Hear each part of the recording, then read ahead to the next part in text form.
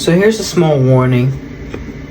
There might be some mistakes in the video where I probably forgot to add in some pictures for this one thing I mentioned, or there might be some parts where the robot voice says Javi's name with like a little bit different-ish. So yeah, for all of that, well, when you all notice that, yeah, I'm sorry. There also might be parts where I might have forgot to tell the voice to say this. So, yeah, like I said, I'm truly sorry. Okay, back to the show. Hi guys, welcome back to my YouTube channel. For today's video, I'm going to be reviewing episode 6 of season 2 of Power Rangers Dino Fury. Are you ready? I bet you're probably not. But I don't care. Let's go. The episode starts off with Sandora marveling / holding a Sporix cell she secretly pulled out of the machine off screen. After he comes in the room, Sandora asks Terrick why they are being secretive around the generals and not showing their true faces. Terrick says that he wants to keep himself safe from his henchmen and that he has to hide his face and use the Void Knight armor and to show strength and gain their control. Sandora wants to use the Sporix to gain more power, but Terrick is against it as he just wants to leave Earth. Terrick takes the Sporix and returns to the main room as Slither finishes building the Zord Jammer. Before Terrick can put the Sporix cell back into the machine, it flies out of his hand and rehatches into Doomsnake. Really? The writers decide to bring this monster back? Oh, well, whatever. Terrick is not upset as he could use more muscle but warns Doomsnake that this is his last chance. With the Zord Jammer finished, Terrick says it is time to go to work. Oh, and later on-ish in the episode, the Zord Jammer is able to prevent the Zords from being summoned thanks to what the villains did in the last episode. But it's revealed that it's unable to block signals going to Zords that Terrick hadn't scanned beforehand. Just to let you know, it's a jellyfish-like device.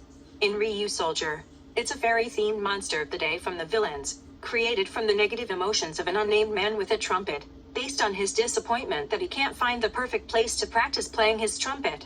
Fun fact, the counterpart of Santa's Magic Sketchbook was also a monster of the day in that show. Also, this episode marks the first appearance of the Snooze Dino key. Ollie uses it in the Snooze Boost sleeve to put Doomsnake to sleep at some part I. This episode.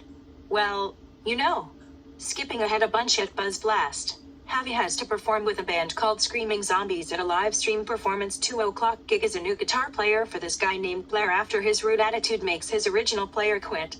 Javi has to do this so he can get a blue Dino Fury key he saw Blair wearing as a necklace from him that he said he found during a music video shooting he and his band did at Blackwood Valley. The blue Dino Fury key is revealed to be the Freeze Dino key. It can grant ice abilities and can also activate the Terra Freeze sword. But the issue is that his dad is having medal ceremony at the same time Man expects him to be there. He ends up accepting the deal after he asks Izzy to cover for him by saying he was needed for Buzz Blast work. Cool. Lying. I like it. Mucus hears everything and goes back to Area 62 to warn Terrick.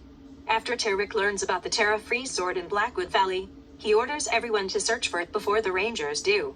After everyone leaves, Sandora leaves her room and activates the machine. After the show ends, Blair gives Javi the Freeze Dino key. After he gives it off to Zato, Carlos comes in and is pissed off at him for blowing off the awards ceremony and not supporting him. Javi gets pissed off back and calls his dad a hypocrite as he never supported him and his musical interests before leaving with the Rangers. Jane comes to Carlos and tells him that the concert was one of their most popular live streams. She shows Carlos more of the video featuring Javi on guitar. Meanwhile, the Morph Rangers arrive at the Terra Freeze Sword's location. Javi sees a giant rock in the field and realizes that's where the Terra Freeze Sword is resting. But Terrick and his minions teleport to stop the Rangers from getting the Zord. Then, a fight happens. During the fight, Zato faces off against Terrick by using the Hyper Dino key and Hyper Boost sleeve. Ion helps him out a bit. As Izzy fights Doomsnake, Javi goes to free the Terra Freeze sword. He uses the Smash Dino key and Smash Battle Armor and punches the rock to chip away, eventually freeing the Terra Freeze sword. Zato uses the Freeze Dino key and activates the Freeze Battle Armor, managing to beat the fudge out of Terrick with the armor's ice abilities. Now that the Terra Freeze sword is released, Heavy tells it to attack the Zord jammer. Zato flies to it by it and starts talking to it. This is the dumbest scene I have ever seen while watching this show. The Petro Freeze Zord can't talk, but it can apparently move its mouth like it is. It would have made a lot more sense if the writers and producers would just say that the Zords and Dino Fury can speak, so that way we wouldn't see this mistake. And I'm talking about the T-Rex champion, Dimetro Blazing, Mosa Razor, Baby Paka, and Terra Freeze Zords. I'm just saying because this is legit Sentai footage being thrown at my face. Lazy as fudge. But anyway, Javi ends up killing Doomsnake by doing a Fury Smash. After this, we see a sick explosion behind him before Doomsnake reverts back to a Sporix cell and Izzy gets it. I don't think we've seen types of Power Rangers explosions like that ever since Beast Morpher Season 1. I'm glad they're back. Alright, so then, Terrik and the generals decide to retreat since their plan failed. While the Rangers make a quick trip to drop off the Sporix cell at Dinahenge, Zato makes it to the Terra Freeze Zord and activates its battle mode. I just want to get this out of the way. I love this Zord and its battle mode so much. Currently, I'm trying to get the Japanese toy versions of it, and the Dimetro Blazing Zord, so I can do a custom combination with them and the Japanese toy versions of Paka Smash / Baby Paka Zord toys. I hope I'll be able to one day. I guess I'm just gonna have to keep waiting. Anyway, the Zord Gemmer is destroyed after the Rangers do the freeze strike. And that's another Dino Fury victory. When Terrik's forces go back to Area 62, Mucus notices that the machine is turned on. Thinking that there's trouble, Terrik turns off the machine and goes to the back room. To his shock, he sees Sandora in her stasis pod as the power of the Sporix mutates her into a monster. She then says that she's more than who she originally was and more than what she ever thought possible, and calls herself Void Queen, laughing maniacally. Terrik is shocked and can only react in horror to what Sandora has done to herself. Back at Buzz Blast, the Rangers reveal in their successful day as Carlos comes back to talk with Javi. After seeing the video of Javi playing with screaming zombies, Carlos realizes that he was wrong about his son's music hobby and that he was hard on him. Carlos now accepts that music is a part of Javi, though he admits that he was playing music for only fun. But after playing with screaming zombies, he wants to use his musical skills as a career. Carlos says he will support Javi on this. As the two hug, Izzy is happy that her brother and stepfather finally made amends and the episode ends. I love this episode. It's pretty good. The Freeze Dino Key and Battle Armor are my favorites because of how cool they were in Ryu Soldier, including the Terra Freeze Sword. Plus, it's cool how this is a Javi-focused episode. At the start of the season, I thought the writers and producers won't gonna give Javi a story because his sister gets everything.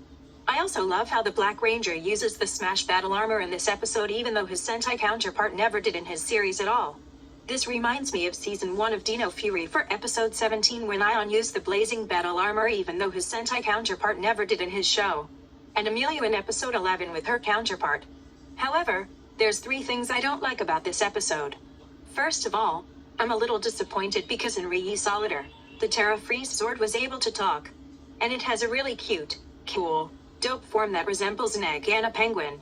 In this form, it loses access to its abilities and flight, but in exchange is a lot more durable and can fit through smaller spaces, being able to withstand the intense heat of the Japanese counterpart of the Dimetro Blazing Zord's flames and the Japanese counterpart of the Paka Smash Zord's punch strikes. Despite this, it can still feel pain. Eventually, it develops limited flight. Also in this form, its voice becomes higher in pitch and more childlike.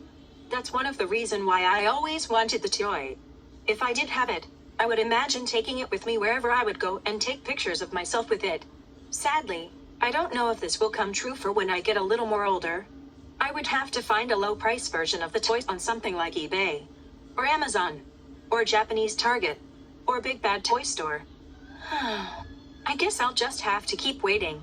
Anyway, what I'm trying to say is that I thought the writers and producers were gonna make the Terra Freeze Sword be just like its Sentai counterpart. I'm cool with how they did the story, but I still wish that the Zord could talk and have a cute egg/penguin form for me to just squeeze and hold around. Second of all, I kinda hate that Void Queen's costume is literally just Madame Noir from Russia Sentai ToQger. I kinda hate having Void Queen period, to be honest. The idea and the character name just sounds stupid. I thought that Hasbro, the writers, and the producers would try just making a random custom suit. I mean, say if ToQger was said to be the next Power Rangers season, it would be a problem using the Madame Noir costume. Unless they would try to be slick and say that Void Queen survives in Dino Fury and appears in the next season. But to be honest, I don't know.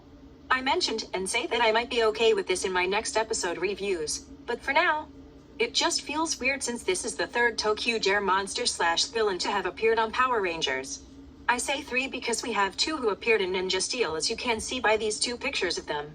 And third of all, Carlos finds out that Javi lied to him about having to do important work at Buzz Blast for when he catches Izzy watching the live stream of the Screaming Zombies live stream performance 2 o'clock gig thing on her phone. I just think that it's stupid for Izzy to be watching the live stream with her back turned depending on where her stepdad was standing. And I think that it's also stupid for her to be watching said live stream right after his awards ceremony thing is almost over. She could have just lied again and said that she needed to go to the bathroom or something to just watch the video. I don't know. I'm just trying to kinda help.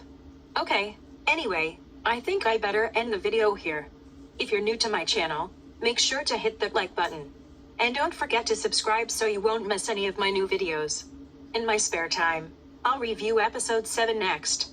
Anyways, with all of that said, thank you guys so much for watching. I'll see you all in the next random video I'll post. Bye.